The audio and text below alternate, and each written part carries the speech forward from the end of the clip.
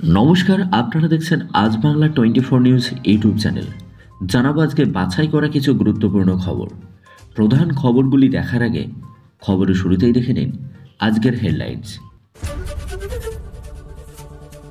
মমতার মুখে ফের রাষ্ট্রপতি শাসন। পুলিশের বিরুদ্ধে মারাত্মক অভিযোগ তুলল সুকান্ত।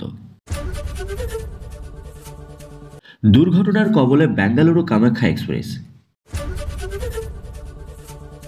ধর্মীয় স্থানের আশেপাশে 500 মিটারের মধ্যে মাংস বিক্রি নিষেধ। 50 জন মাওবাদীর আত্মসমর্পণ। বাংলাদেশের সংখ্যালঘু নির্যাতনে নজর জয়শঙ্করের। রেশন কার্ডধারীদের জন্য বড় খবর। আজ সোনার উপর দাম কত চলছে? পেট্রোল ডিজেলের দাম কত? ঝড় বৃষ্টির সতর্ক বার্তা 3 থেকে 4টি জেলায়। ঈদ উপলক্ষে রেড রোডে নামাজের মঞ্চ থেকে বিজেপির রাষ্ট্রপতি শাসনের দাবিকে কটাক্ষ করলেন মমতা বন্দ্যোপাধ্যায়। বললেন, প্রেসিডেন্ট রুলের কথা বলে। আমি বলি, মণিপুরে তো প্রেসিডেন্ট রুল হয়েছে, তাতে কি হিংসা থামাতে পেরেছে? নিশ্চিন্তে থাকুন, আপনাদের কোনো ক্ষতি হবে না। একতার জন্য প্রাণ দিয়ে দেবো, আমি জীবন দিয়ে সম্প্রীতি রক্ষা করব। ওরা চিৎকার করলে করতে দিন, আপনারা কিছু মনে করবেন না, এমনটাই বলেছেন মমতা বন্দ্যোপাধ্যায়। তো মমতার এই বক্তব্য নিয়ে আপনার কি মত অবশ্যই কমেন্ট করবেন। এদিকে মালদার মোথাবাড়িতে স্থানীয় বাসিন্দাদের অভিযোগ, পুলিশ শাখা পলা সিঁদুর পরতে বারণ করছে। এক বাসিন্দা বলেছে, রাত 2টোর সময় পুলিশ বাড়িতে ঢুকে দুজনকে তুলে নিয়ে গেছে। মহিলারা কোথাও গেলে বলছে রাস্তায় বেরোতে হবে হিজাবের মতো কাপড় মুখে বেঁধে, শাখা পলা সিঁদুর পরা যাবে না। এই নিয়ে বিজেপির রাজ্য সভাপতি সুকান্ত মজুমদার বলেছেন, এবার বলবে পুজো করা যাবে না, হয়তো বলবে বাংলায় হিন্দু থাকতে হলে তাদেরকে এমনিভাবেই থাকতে হবে, তারপর হয়তো শোনা যাবে বাংলায় হিন্দুরা থাকতে পারবে না। তো সুকান্ত মজুমদারের এই বক্তব্য নিয়ে আপনার কি মন্তব্য অবশ্যই কমেন্ট করবেন। লাইনচ্যুত হলো বেঙ্গালুরু কামাখ্যা এক্সপ্রেস, আর তাতেই মৃত্যু হয়েছে একজনের। জানা গিয়েছে, রবিবার উড়িষ্যার কটক ছাড়ার পরেই লাইনচ্যুত হয়ে বেরিয়ে যায় দূরপাল্লার এক্সপ্রেস ট্রেনের 11টি বগি। তবে কোনো কামরা উল্টে যায়নি বলে প্রথমে মৃত্যুর খবর মেলেনি, তবে উদ্ধার কাজের সময় এই মৃত্যুর খবর মিলেছে। জানা গিয়েছে, মৃত আলিপুর দুয়ারের বাসিন্দা, নাম শুভঙ্কর রয়, 22 বছরের ছেলে। ঘটনায় আহত হয়েছে আরও 7 জন। রাজ্যের সমস্ত অবৈধ কসাইখানা বন্ধ করতে হবে। ধর্মীয় স্থানে 500 মিটারের মধ্যে মাংস বিক্রি নিষেধ থাকবে। নবরাত্রি উৎসব উপলক্ষে এই নিষেধাজ্ঞা জারি করল যোগী প্রশাসন। আগামী 6 এপ্রিল রামনবমীর জন্য বিশেষ বিধিনিষেধ আরোপ করা হয়েছে। সেই দিনও পশু হত্যা বা মাংস বিক্রি সম্পূর্ণরূপে নিষেধ থাকবে। যোগী সরকারের মুখ্য সচিব অমৃত অভিযান সমস্ত জেলাশাসক ও প্রশাসনিক কর্তাদের এই নির্দেশ কার্যকর করতে বলেছেন।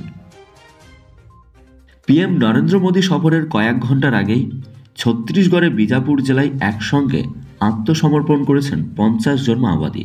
পিটিআই সূত্রের খবর, এই 50 জনের মধ্যে 14 জনের মোট মাতার দাম ছিল 68 লক্ষ টাকা। রবিবার দুপুরে রাজ্য পুলিশ এবং সিআরপিএফের ঊর্ধ্বতন কর্তাদের সামনে আত্মসমর্পণ করেছেন তাঁরা।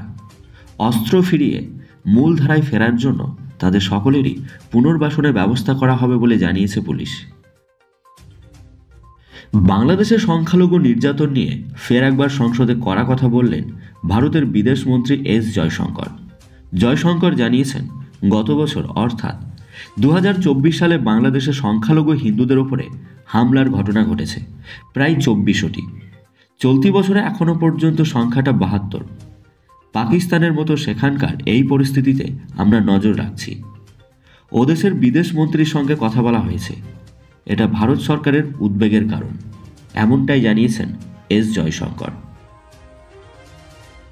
রেশন কার্ডধারীদের জন্য বড় খবর, কেন্দ্রীয় সরকার ইকেওয়াইসির তারিখ 30 এপ্রিল পর্যন্ত বাড়িয়েছে। এর আগে ইকেওয়াইসির শেষ তারিখ ছিল 31 মার্চ। খাদ্য সরবরাহ মন্ত্রকের যুগ্ম সচিব জয়পালিত সমস্ত রাজ্যকে সতর্ক করে দিয়েছেন এবং বলেছেন, তারা যেন নির্ধারিত সময়ের মধ্যেই ইকেওয়াইসির কাজ সম্পূর্ণ করুন, অন্যথায় শস্য বরাদ্দ কমিয়ে দেওয়া হবে। জানিয়ে রাখি, রেশন কার্ডধারীদের জন্য ইকেওয়াইসি বাধ্যতামূলক করা হয়েছে, যার জন্য আবারও তারিখটা বাড়ানো হয়েছে। আর এর মধ্যেই আপনাকে ইকেওয়াইসির কাজ সম্পূর্ণ করতে হবে, এমনটাই জানিয়েছে কেন্দ্র।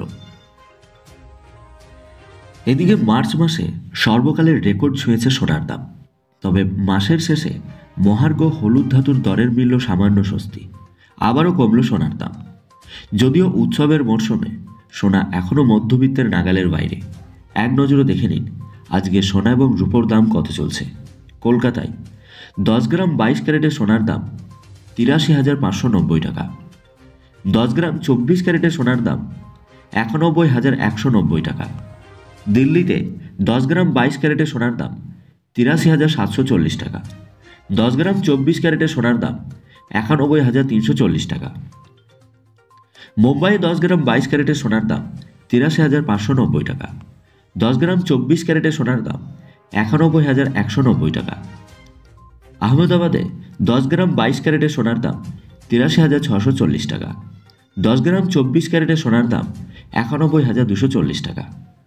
পুনেতে 10 গ্রাম 22 ক্যারেটের সোনার দাম 83,590 টাকা। 10 গ্রাম 24 ক্যারেটের সোনার দাম 91,190 টাকা। জয়পুরে 10 গ্রাম 22 ক্যারেটের সোনার দাম 83,740 টাকা। 10 গ্রাম 24 ক্যারেটের সোনার দাম 91,340 টাকা। বেঙ্গালুরুতে 10 গ্রাম 22 ক্যারেটের সোনার দাম 83,590 টাকা। 10 গ্রাম 24 ক্যারেটের সোনার দাম 91,190 টাকা। লখনৌতে 10 গ্রাম 22 ক্যারেটের সোনার দাম 83,740 টাকা। 10 গ্রাম 24 ক্যারেটের সোনার দাম 91,340 টাকা। চেন্নাইতে 10 গ্রাম 22 ক্যারেটের সোনার দাম 83,590 টাকা। 10 গ্রাম 24 ক্যারেটের সোনার দাম 91,190 টাকা। গুরুগ্রামে 10 গ্রাম 22 ক্যারেটের সোনার দাম 83,740 টাকা। 10 গ্রাম 24 ক্যারেটের সোনার দাম 91,340 টাকা। ভুবনেশ্বরে 10 গ্রাম 22 ক্যারেটের সোনার দাম 83,590 টাকা। 10 গ্রাম 24 ক্যারেটের সোনার দাম 91,190 টাকা। পাটনায় 10 গ্রাম 22 ক্যারেটের সোনার দাম 83,640 টাকা। 10 গ্রাম 24 ক্যারেটের সোনার দাম 91,240 টাকা। হায়দ্রাবাদে 10 গ্রাম 22 ক্যারেটের সোনার দাম 83,590 টাকা। 10 গ্রাম 24 ক্যারেটের সোনার দাম 91,190 টাকা। আজ পেট্রোল ডিজেলের দামও অপরিবর্তিত রইল। আজ পেট্রোলের দাম 105 টাকা 1 পয়সা প্রতি লিটার, ডিজেলের দাম 91 টাকা 82 পয়সা প্রতি লিটার। এই দাম কলকাতার। সংস্থা ও জেলা ভিত্তিতে দামের সামান্য পার্থক্য হতে পারে। এদিকে ফের দুর্যোগের ঘটা ঝেঁপে আসছে বৃষ্টি। জেলায় জেলায় বজ্রবিদ্যুৎ সহ বৃষ্টির সতর্ক বার্তা। বাড়ছেই গরমে হাঁসফাঁস দশা। চড়া রোদের রীতিমতো অস্বস্তিতে সাধারণ মানুষ। তবে এপ্রিলের শুরুতেই তীব্র গরম থেকে সাময়িক মিলবে স্বস্তি। ফের বৃষ্টির পূর্বাভাস জারি করল আবহাওয়া দপ্তর। একটানা একাধিক জায়গায় বজ্রবিদ্যুৎ সহ বৃষ্টির পূর্বাভাস রয়েছে। হাওয়া অফিস সূত্রের খবর, কলকাতায় সর্বোচ্চ তাপমাত্রা 35 ডিগ্রি সেলসিয়াস, সর্বনিম্ন তাপমাত্রা 27.2 ডিগ্রি সেলসিয়াস। আগামী 5 দিন তাপমাত্রায় বিশেষ কোনো হেরফের হবে না। চড়া রোদে আর্দ্রতাজনিত অস্বস্তি থাকবে। হাওয়া অফিস আরও বলেছে, দিন কয়েকের মধ্যেই বাংলায় আবহাওয়ায় ফের পরিবর্তন আসবে। দক্ষিণবঙ্গের একাধিক জেলায় আবারও দুর্যোগপূর্ণ পরিস্থিতি থাকবে। হাওয়া অফিস জানাচ্ছে, বৃহস্পতিবার পর্যন্ত সব জেলাতেই শুষ্ক আবহাওয়া থাকবে। কোথাও কোনো বৃষ্টির পূর্বাভাস নেই। তবে শুক্রবার থেকে আবহাওয়ার পরিবর্তন হবে। মেঘলা আকাশ দেখা যাবে। টানা বৃষ্টির পূর্বাভাস রয়েছে জেলায় জেলায়।